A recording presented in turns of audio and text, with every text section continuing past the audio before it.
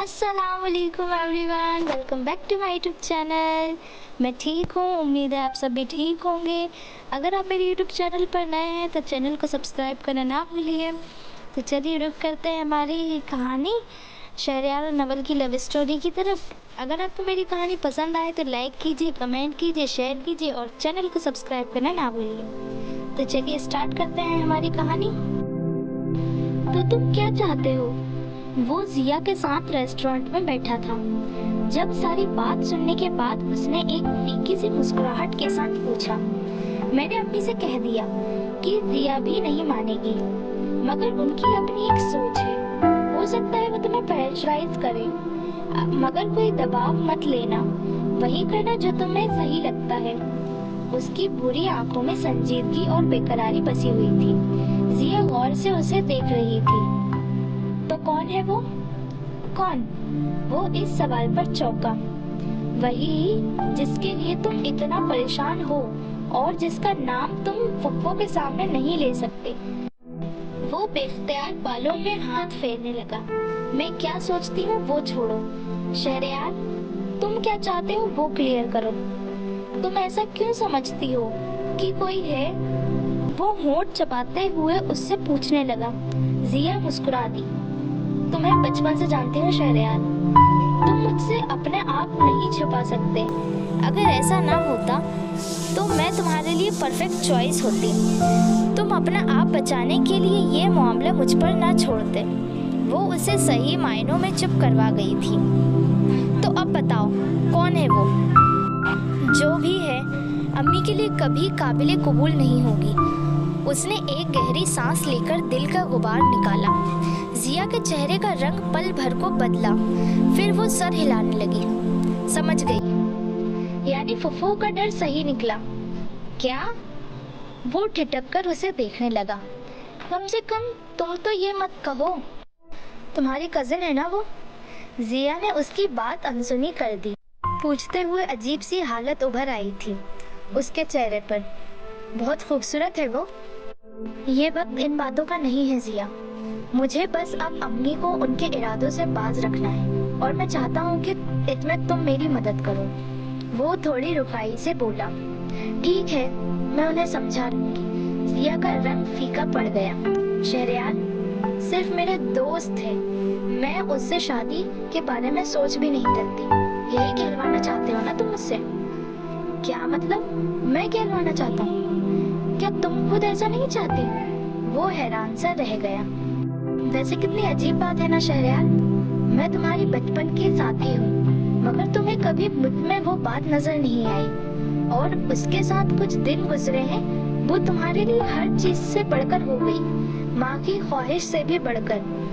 मगर खैर, तुम फिक्र मत करो, जैसा तुम चाहते हो वैसा ही होगा। अपने दोस्त के लिए इतना तो कर ही सकती हूँ। वो अजीब से लहजे में बोलती बैग शोल्डर पर डालते हुए उठ खड़ी हुई थी। शहरयार दंग सा बैठा उसे जाते हुए देखता रहा। उस दिन अचानक ही बैठे बिठाए दादी की तबीयत खराब हो गई और इतनी खराब हुई कि डॉक्टर ने देखते ही अस्पताल में एडमिट करने का मशवरा दिया। सभी के हाथ पांव फूल गए थे। शाम तक दादी शहर के एक प्राइवेट अस्पताल के आईसीयू में पड़ी थी। उन्हें हार्ट अटैक हुआ था। दिल को लगा बेटे की मौत का गम आखिर इस सूरत तक पहुंचा था। अस्पताल में इस वक्त नवल, ताई और बाबा ही थे। सुनते हुए चेहरे और बढ़ती धड़कनों के साथ भागदौड़ करते अली इतना समझदार नहीं था कि ये मामला संभाल सकता। इन लम्हों में उन्हें हकीकत में शहरयार की कमी महसूस हो रही थी और इत्तेफाक की उसी वक्त शहरयार का फ़ोन आ गया और वो उसकी आवाज़ सुनते ही बिखर से गए। अम्मी की तबीयत बहुत ख़राब है बेटा, हम इस वक्त अस्पताल में हैं। कैसे चाचा जी, क्या हुआ उन्हें? वो ये सुनते ही बौखला गया। हार्ट अटैक हुआ है। हम तो पहले समझे भी नहीं थे, वो तो डॉक्टर ने देखते ही बताया, तो अस्पताल लेकर आए हैं। अभी अम्मा आईसीयू में हैं। डॉक्टर कुछ बता भी नहीं रहे। लंबे चौड़े मजबूत जिस्म के मालिक बाबा हौसला हार गए थे। वो कई लम्हे तो कुछ बोल ही नहीं पाया। नजरों के सामने दादी का मेहरबान चेहरा घूम रहा था। आप हौसला रखिए चाचा जी, कुछ नहीं होगा दादी को, वो बिल्कुल ठीक हो जाएंगी इंशाअल्लाह। मैं देखता हूँ जो भी पहली फ्लाइट मुझे मिलती है मैं आने की कोशिश करता हूँ। जीते रहो बेटा, नहीं भी आ सको तो कोई बात नहीं है। तुमसे बात करके दिल को डारस बंध गई है। उन्होंने खुद पर काबू पाया। नहीं चाचा जी, मेरे दिल को तसल्ली वहीं आकर मिलेगी, दादी को देख के, उन्हें हंसता बोलता पाके। आप बेफिक्र रहें, मैं अभी फ्लाइट्स का पता करता हूँ। उसने बहुत ही संजीदगी से उनकी तशफ़ी करके फ़ोन बंद किया था।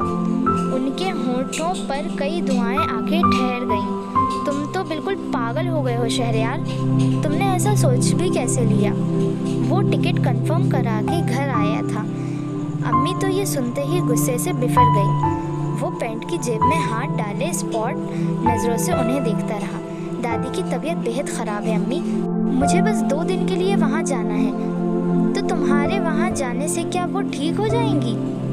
और कौन जाने बीमार है भी या नहीं, या फिर दोबारा बुलाने का बहाना है। मैं अच्छी तरह जानती हूँ उन घटिया लोगों के ओछे हथकंडे, गुस्से से कहते उनके चेहरे के रंग बिगड़ गए थे। शहरयार के चेहरे पर लाली छा गई। खुदा के लिए अम्मी, सोच के बोले, वो आईसीयू में है। और आप? अफसोस व गुस्से से उसने बात अधूरी छोड़ दी। आईसीयू में तो क्या, कब्र में भी पहुंच जाए तब भी तुम वहाँ नहीं जाओगे। सुन लिया तुमने? तुम कहीं नहीं जा रहे। वो चिल्ला रही थी और शहरयार उनके जुमले पर कांप कर रह गया। उसने सोचा भी नहीं था वो अपनी नफरत में इस हद तक भी बेदर्द हो सकती हैं। अगर तुम वहाँ गए ना शहरयार, तो फिर मेरा और अपना रिश्ता खत्म समझो। मत आना फिर वापस, वहीं रह जाना। मुझे नहीं है जरूरत तुम जैसे बेटे की। उनका लहजा भर्राया हुआ था। शहरयार का सारा हौसला दम तोड़ गया। चेहरे पर हाथ फेरते हुए वो ढीले से अंदाज में सोफे पर लेट सा गया। ओके, नहीं जा रहा, कहीं नहीं जा रहा, और मैं आज ही जा रही हूँ तुम्हारी और जिया की बात पक्की करने। उन्होंने अगला धमाका किया था। शहरयार ने तड़प कर सर उठाया। मैं जल्द से जल्द अपनी फिक्र कम करना चाहती हूँ, और मैं नहीं जानती जिया माने ना माने, भाभी उसे खुद मना लेंगी। आप वाकई ऐसा करने जा रही हैं? उसकी बादामी आंखों में हल्की हल्की लाली उभरने लगी। हाँ, मुझे नहीं मतलब तुम्हारे फजूल एतराजों से। मैं फैसला कर चुकी हूँ, वो ठोस लहजे में कहकर कमरे से चली गई। उसके कंधों पर मानो बोझ आ पड़ा। एकदम से गर्दन सहलाते हुए उसने सोफे की बैक से टेक लगाई थी।